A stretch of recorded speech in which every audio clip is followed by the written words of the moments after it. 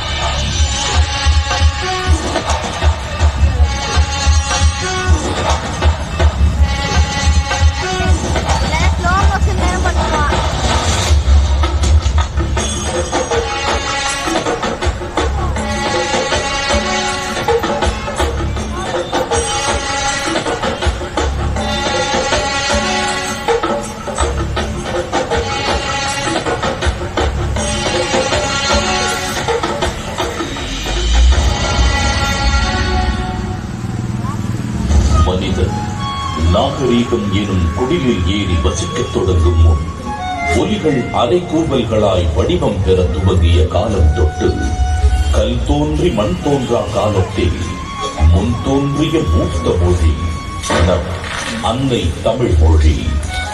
காலமெல்லாம் கடந்து நிற்கும் நம் தமிழ் மொழி உலகில் மிக பழமையான மொழி என்று கருதப்படுகிறது. மொழிகளுக்கெல்லாம் தாய்மொழியாக திகழ்ந்து தமிழரின் வரலாறு, வாழ்வியல், அறம், மாண்பு மற்றும் கலாச்சாரத்தின் அடையாளமாக விளிர்ந்து வரும் அன்னை தமிழ் மொழியின் உண்மையில் அதன் பண்பாடு, இலக்கியம், சிற்பக்கலை, ஓவியக்கலை, கட்டிடக்கலை மற்றும் கல்வெட்டுகளில் காண முடிகிறது. 3 பிரிவுகள், 133 அதிகாரங்கள், மொத்தம் 1330 குறள்களில் இப்பாரினை அளந்து இவ்வுலகிற்கு இன்றியமையாத பொதுமறையை இயற்றித் தந்த தமிழ் தாயின் தலைமகன், வையத்துள் வாழ்வாங்கு வாழ்ந்த தெய்வ புலவர் திருமகனார் திருவள்ளுவர்.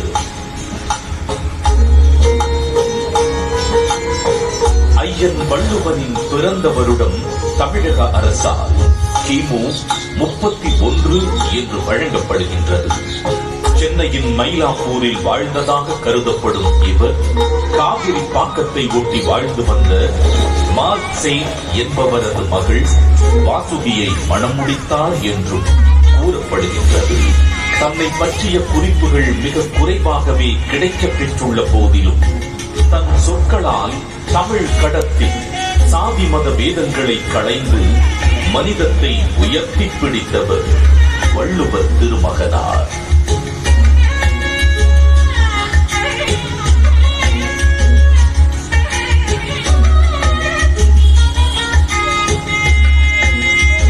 சுமார் 2000 ஆண்டுகள் பழமையான சங்க இலக்கியத்தில் 11 கீழ் கணக்கு நூல்களில் ஒன்றான திருக்குறளை தமிழ் மொழியின் தலைசிறந்த நீதி நூல்களில் ஒன்றென கூறலாம். 1.5 அடியில் 7 சொற்களில் மட்டுமே கொண்டு எழுதப்பட்டு ரத்தின சுருக்கமாக, அதே நேரத்தில் மிக ஆழமான கருத்துக்களை வெளிப்படுத்தும் நூலாக மிகச்சிறிய வார்த்தைகளில் மிகப்பெரிய தத்துவங்களை அடக்கியுள்ள நூலாக இருக்கும் திருக்குறள் இன்றும் அது வகுத்தளிக்கும் நெறிமுறைகளுக்காகவும் அது வழங்கக்கூடிய பகுத்தறிவிற்காகவும் தமிழர்கள் மட்டுமல்லாது பல்வேறு மக்களாலும் விரும்பி போற்றப்படுகிறது.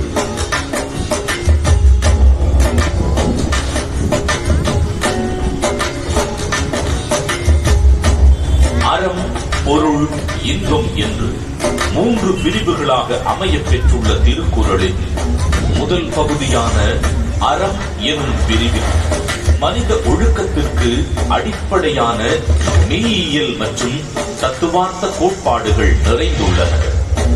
உதாரணத்திற்கு, காலத்தினார் செய்த நன்றி சிறிதெனினும் ஞானத்தின் மானப் பெரிது, எனும் குறள் ஒருவர் செய்யும் உதவி மிகச் சிறியதாக இருந்தாலும் அதை தக்க காலத்தில் செய்தால் அது இவ்வுலகை விட பெரியது என்று கூறுவதன் மூலம் நட்பின் மேன்மையையும் உதவி செய்வதன் முக்கியத்துவத்தையும் எடுத்துரைக்கிறது. அடுத்த பிரிவான பொருட்பாலில் வாழ்வுக்கு தேவையான பொருளீட்டுதல், சுய மற்றும் சமூக முன்னேற்றத்திற்கான குறள்கள் இடம்பெற்றுள்ளன. உதாரணத்திற்கு, கற்க கசடர கற்பவை கற்றபின் நிற்க அதற்கு தக எனும் குறளில் கல்வியின் முக்கியத்துவம், கல்லாமையின் தீங்கு, பொருள் கூர்ந்து கற்றல், அதன்பின் அறவழி நடத்தல் போன்ற எக்காலத்திற்கும் பயன் பெறும் கூறுகள் இடம்பெற்றுள்ளன. மூன்றாம் பிரிவான இன்பத்துப்பாலில் இல்வாழ்க்கைக்கு தேவையான அகக்கூறுகள் இடம்பெற்றுள்ளன. உதாரணத்திற்கு, உடம்பொடு உயிரிடை எண்ணமற்றன, மடந்தையொடு எம்மிடை நட்பு எனும் குறள் உடலும் உயிரும் பிரியாமல் ஒன்றாக இருப்பது போல இல்லற வாழ்க்கையில் இருப்போர் ஒன்றாக இருத்தல் வேண்டும் என்ற பொருளுடன் காதலின் சிறப்பையும் இல்வாழ்வின் மேன்மையையும் உணர்த்துகிறது.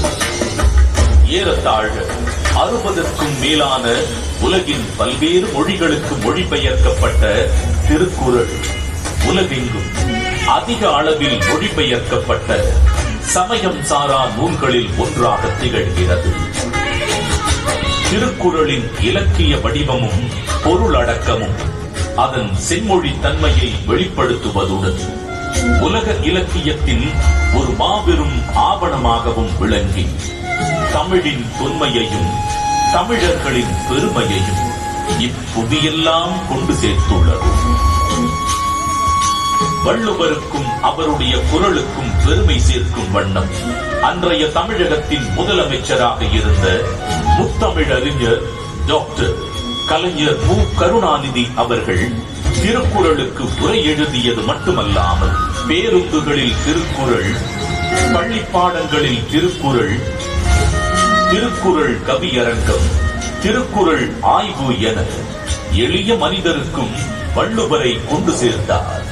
அவரது புகழை நிலைநாட்டும் விதமாக 1975 தொடங்கி பல இன்னல்களுக்கு பின்னர் 2000ஆம் ஆண்டு குமரி முனையில் 133 அடி உயரமுள்ள திருவள்ளுவர் கற்சிலையை திறந்து வைத்தார்.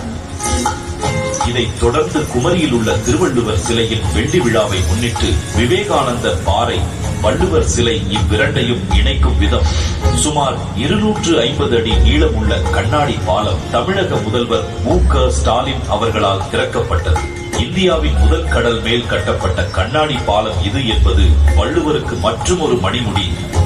திருக்குறளை கொண்டாடும் பல முன்னெடுப்புகளில் முக்கியமான ஒன்று திருவள்ளுவரின் முக்கியமான நினைவு சின்னங்களில் ஒன்றான சென்னை நுங்கம்பாக்கத்தில் முத்தமிழறிஞர் டாக்டர் கலைஞர் மு. கருணாநிதி அவர்களது நேரடி கண்காணிப்பில் 5 ஏக்கர் பரப்பளவில் தோரணவாயில், அரங்க மண்டபம், கருங்கல் தேர், தேர் கோபுரம் என மிக விமர்சையாக வள்ளுவர் கூட்டம் 1976ஆம் ஆண்டில் உருவாக்கப்பட்டது.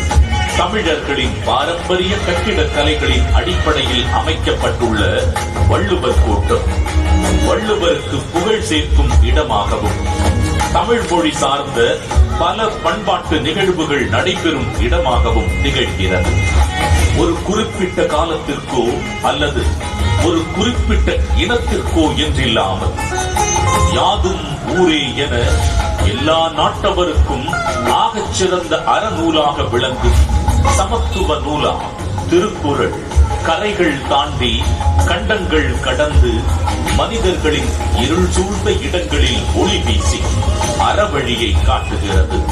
தமிழர்களின் பெருமையை பாரினில் உயர்த்தி பிடித்திருக்கும் திருக்குறள் வள்ளுவன் நம் தமிழ் அன்னைக்கு சூட்டியிருக்கும் மாட்சிக்குரிய மணிமகுடம்.